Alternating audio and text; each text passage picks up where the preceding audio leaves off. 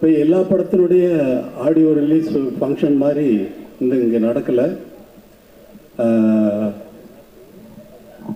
வெற்றிமாறன் விடுதலை பற்றி நல்லா எப்படிலாம் என்ன பண்ணிக்கிட்டு இருக்காரு, எவ்வளோ கஷ்டப்பட்டு ஒர்க் பண்ணுறாரு அப்படிங்கிறது எனக்கு ரொம்ப நல்லா தெரியும். எவ்வளவு டைம் எடுத்தாலும் இது ஒரு ஒரு கற்பனையை உருவாக்குறதுங்கிறது. இப்போ நான் ஒரு பாட்டு போடுறேன்னா அந்த பாட்டு அதுக்கு முன்னாடி அங்கே இல்லை. இப்போ ஜனனி ஜனனின்னு ஒரு பாட்டு போடுறேன்னா அந்த பாட்டு அதுக்கு முன்னாடி அங்கே இருந்ததா? எப்படி வந்தது? அதே போல தான் ஒரு படம் உருவாகிறதும். வரேன் இங்கே வா சார். இதுக்கு எனக்கு எந்த சம்பந்தம் இல்லை சார். நீங்கள் ஆள் கூப்பிட்டு வரலையா? பாருங்க.